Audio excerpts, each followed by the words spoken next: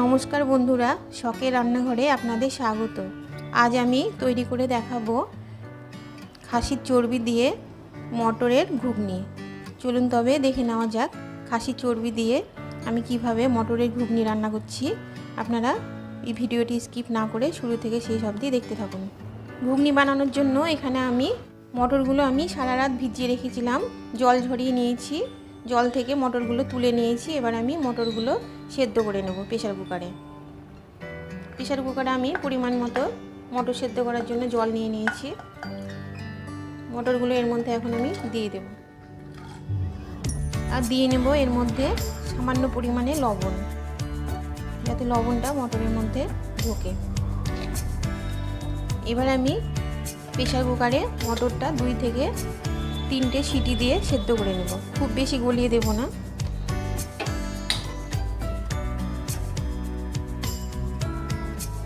মটরটা সেদ্ধ হতে হতে আমি বাকি কাজগুলো করে নেব।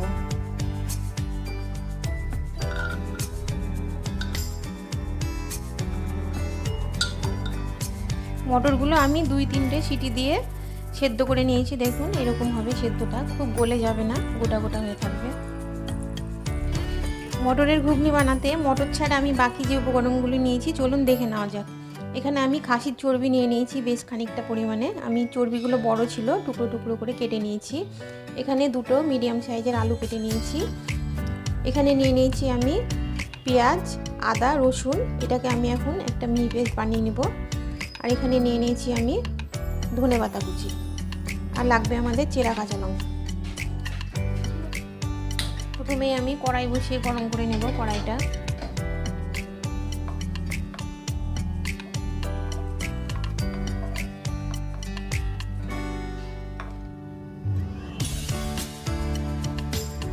পেঁয়াজ, রসুন, আদা একসাথে আমি মিক্সার জারে দিয়ে বেটে নেব।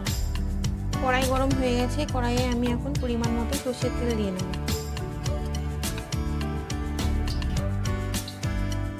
তেল গরম হয়ে গেছে, এবার আমি তেলের মধ্যে কেটে রাখা আলুগুলো ভেজে নেব।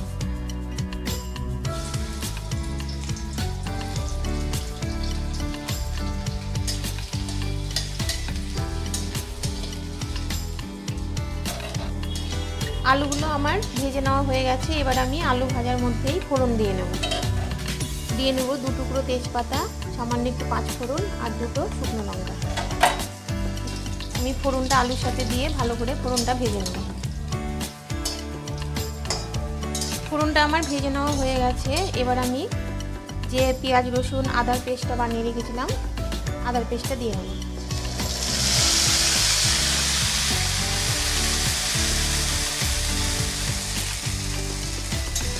ভালো করে আলুর সাথে কষিয়ে নেব, যাতে আদা, পেঁয়াজ, রসুনের কাঁচা গন্ধটা না থাকে।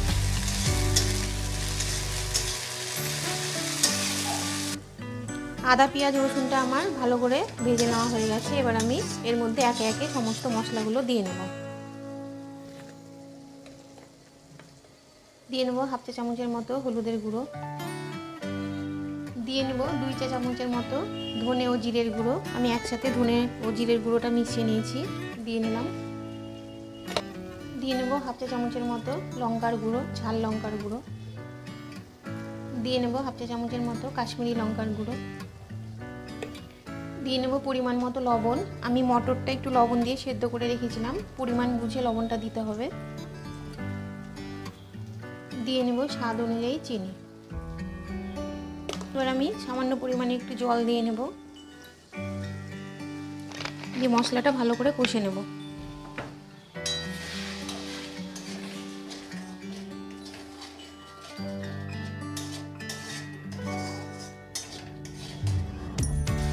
মশলাটা আমার প্রায় কষে নেওয়া হয়ে গেছে। এবার আমি কেটে রাখা চর্বিগুলো দিয়ে আবারও ভালো করে কষিয়ে নেব মশলার সাথে।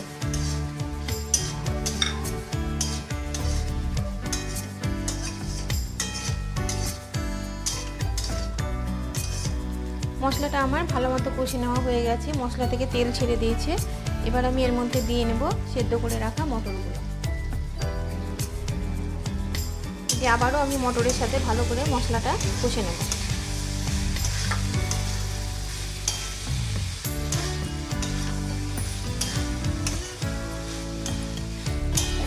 মটরের সাথে মশলাটা আমার ভালো করে কষে নেওয়া হয়ে গেছে। এবার আমি পরিমাণ মতো জল দিয়ে নেব।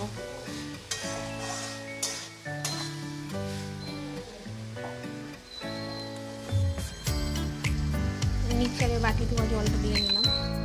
পরিমাণ মতো আমার জল দিয়ে নেওয়া হয়ে গেছে। এবার আমি দিয়ে নেব এর মধ্যে চিড়ে রাখা কাঁচা লঙ্কাগুলো দিয়ে আবারও আমি 4 থেকে 5 মিনিট মিডিয়াম টু লো আঁচে ঢাকা দিয়ে রাখবো। 5 মিনিট পর ঢাকাটা তুলে আমি দেখে নিচ্ছি। তার মাঝখানে আমি একবার ঘুগনিটা নাড়িয়ে দিয়েছি।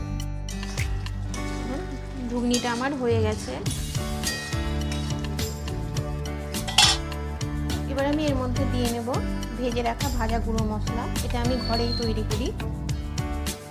এর মধ্যে আছে গোটা জিরে, গোটা ধনা, গোলমরিচ, শুকনো লঙ্কা, তেজপাতা। এই ভাজা গুঁড়ো মশলাটা আমি তৈরি করে রাখি। আর এর মধ্যে দিয়ে নেব সামান্য পরিমাণে গরম মশলার গুঁড়ো। ভালো করে মশলাটা আমি ঘুগনির সাথে মিশিয়ে নেব।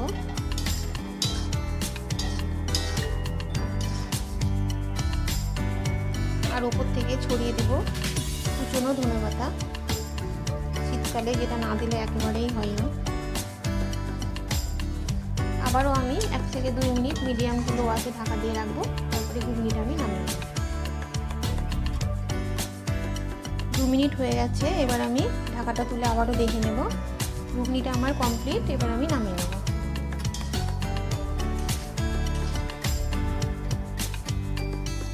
এবার আমি তুলে দেখাচ্ছি, দেখুন কত সুন্দর হয়েছে ঘুগনিটা। চর্বিগুলো পুরো সেদ্ধ হয়ে গোটা গোটা হয়ে গেছে।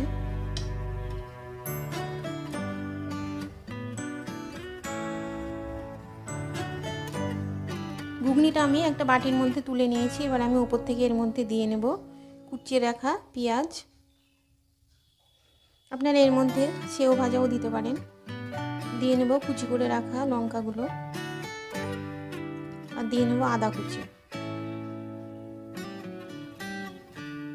সবশেষে দিয়ে নেব ধনেপাতা কুচি।